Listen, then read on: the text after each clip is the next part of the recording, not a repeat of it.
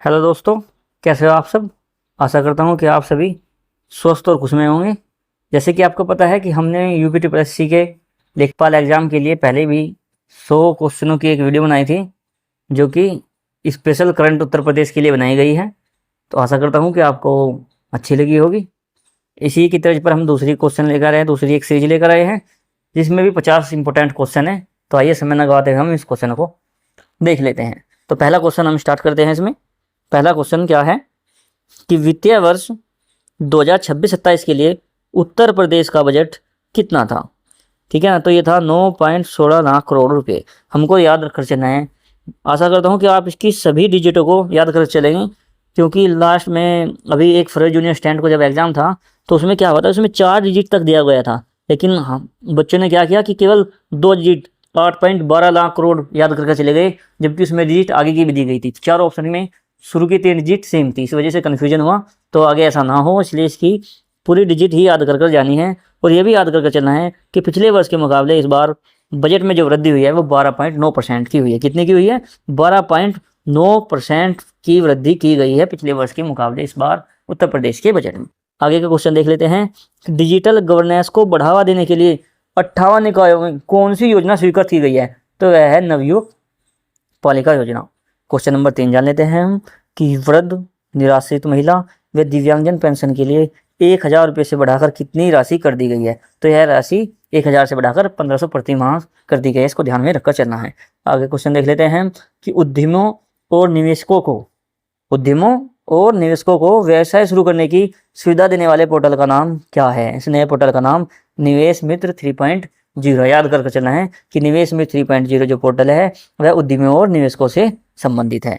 अगला क्वेश्चन देख लेते हैं हम। 24 जनवरी को मनाए गए उत्तर प्रदेश दिवस 2026 की थीम क्या थी? तो 24 जनवरी को जो मनाया गया है उत्तर प्रदेश दिवस, जैसे कि आप सब जानते हैं कि यह 24 जनवरी 1950 से मनाया जाता है। तो विकसित भारत, विकसित उत्तर प्रदेश उत्तापंक इसका नाम रखा गया है। ठीक है ना, ध्यान रखकर चलना है इस थीम को। क्वेश्चन नंबर 2 देख लेते हैं। सिख समुदाय के विवाहों के आधिकारिक पंजीकरण के लिए कौन सी नियमावली मंजूर हुई है? तो वो हुई है आनंद विवाह पंजीकरण नियमावली 2026। क्वेश्चन पूछा जाएगा कि आनंद विवाह पंजीकरण नियमावली 2026 किस समुदाय से संबंधित है? तो यह ध्यान रखकर चलना है कि यह सिख समुदाय के विवाहों के आधिकारिक पंजीकरण से संबंधित है। ठीक है ना। उसके बाद देख लेते हैं ग्रामीण क्षेत्रों को शहर से जोड़ने के लिए परिवहन योजना शुरू हुई है। उस योजना का नाम क्या है? उस योजना का नाम मुख्यमंत्री ग्राम परिवहन योजना 2026। ठीक है ना। तो याद करके चलना है कि अगर पूछा जाए मुख्यमंत्री ग्राम परिवहन योजना किससे संबंधित है, तो यह ग्रामीण क्षेत्रों को शहर से जोड़ने के लिए परिवहन की एक योजना चलाई गई है। यह भी ध्यान करके चलना है कि उत्तर प्रदेश इस बार उड़ान योजना में, कौन सी योजना में? उड़ान योजना में मोस्ट प्रोएक्टिव स्टेट के पुरस्कार से सम्मानित किया गया है। ये ध्यान में रखकर चलना है। कौन सा? उड़ान के नाम से। किसमें? उड़ान योजना में क्या, कौन सा पुरस्कार मिला है इसको?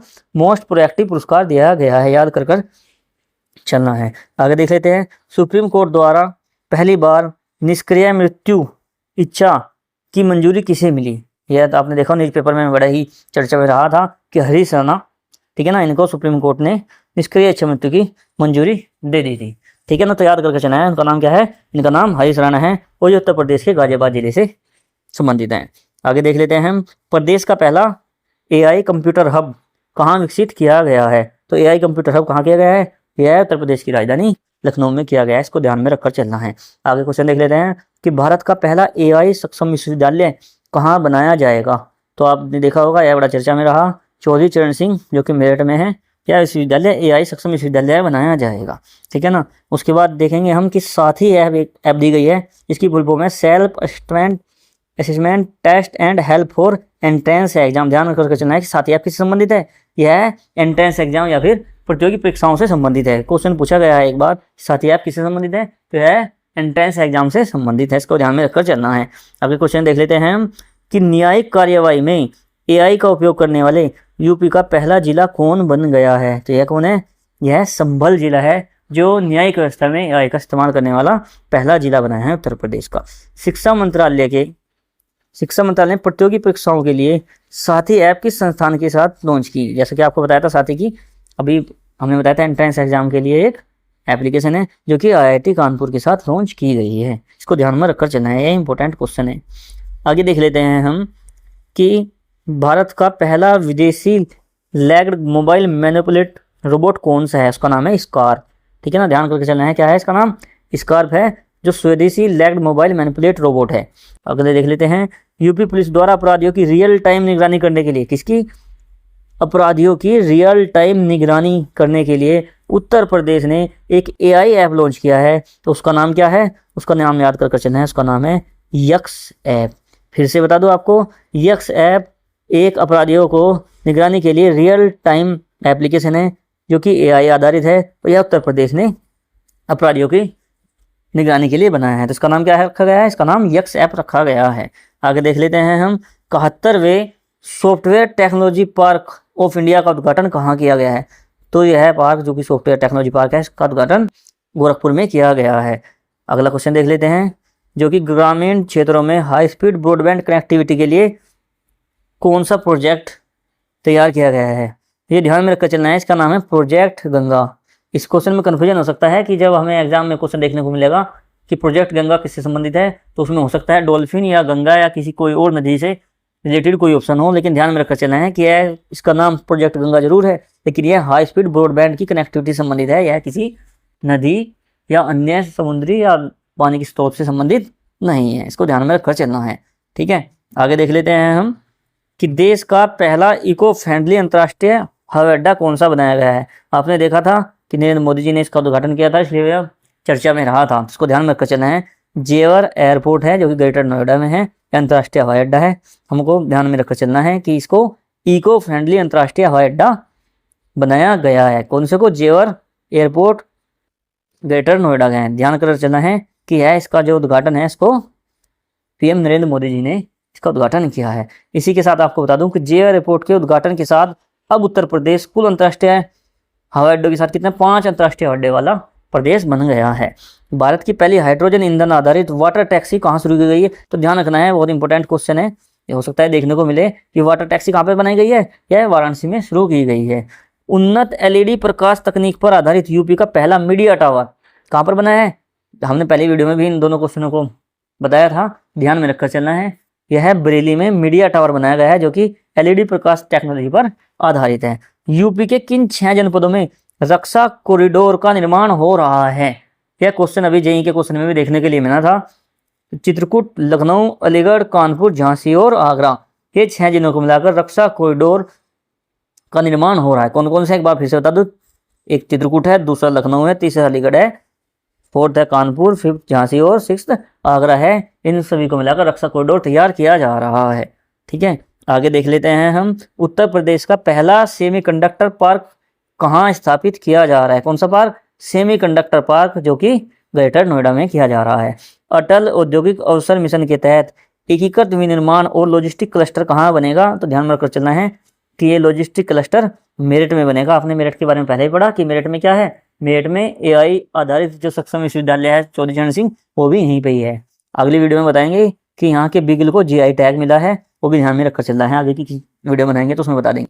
ठीक है ना। क्वेश्चन नंबर 3 अगला जान लेते हैं हम। खादी फॉर नेशन पहल के तहत यूपी का पहला खादी प्लाजा कहाँ बनाया जा रहा है? तो यह खादी प्लाजा वाराणसी में बनाया जा रहा है। ठीक है ना। उसके बाद देख लेते हैं पूर्वांचल का पहला यार्न यानी कि धागा प्रोसेसिंग प्लांट कहाँ स्थापित किया जा रहा है? तो यह मिर्जापुर में किया जा रहा है। ध्यान में रखकर चलना है। कौन सा? यार्न यानी कि धागा प्रोसेसिंग प्लांट कहाँ पे किया जा रहा है? यह मिर्जापुर में किया जा रहा है।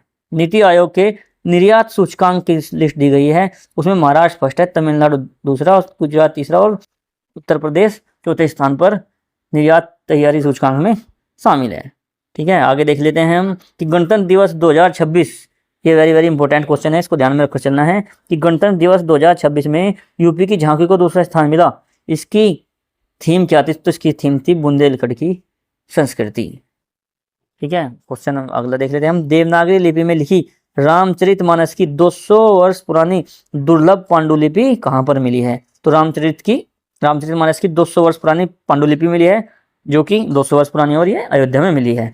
अगला क्वेश्चन देख लेते हैं हम। रामायण प्रसंग से जुड़ा निषाद राज गोवा संस्कृत केंद्र कहाँ स्थापित किया जा रहा है? तो यह प्रयागराज में एक जगह प्रदेश का नाम है श्रृंगी वेरपुर। ठीक है ना, इसको ध्यान में रखकर चलना है। भारत का पहला राष्ट्रीय गो सांस्कृतिक संग्रहालय कहाँ पर है? तो यह मथुरा में है। इसका याद करने के लिए मैंने पहले वीडियो में बताया था, गो यानी गाय, और गाय के लिए कौन जाना जाता है? श्री कृष्ण।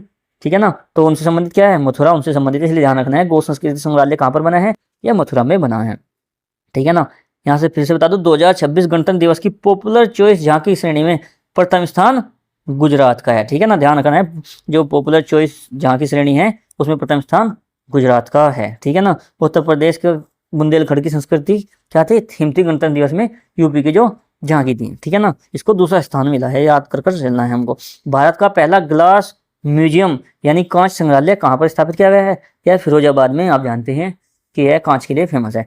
3 महापुरुष की प्रतिमाओं वाला राष्ट्रीय प्रेरणा स्थल, कौन सा स्थल, आपने देखा था बहुत ही चर्चाओं में रहा था, और जो अभी कुछ दिन पहले ही यूपीपीएससी के जेईई एग्जाम में हुआ है उसमें भी इसका क्वेश्चन आया है। तो इसका उद्घाटन गोमती नगर में किया गया है। ठीक है ना, गोमती नगर लखनऊ में, ध्यान में रखकर चलना है। भारतीय भूवैज्ञानिक सर्वेक्षण द्वारा किस ऐतिहासिक किले को राष्ट्रीय भू विरासत स्थल, कौन सा स्थल, राष्ट्रीय भू विरासत स्थल घोषित किया, किसको किया गया है, कालिंजर की किला, कौन सा किला, कालिंजर का किला, जो कि बांदा में स्थित है, आप सब जानते हैं।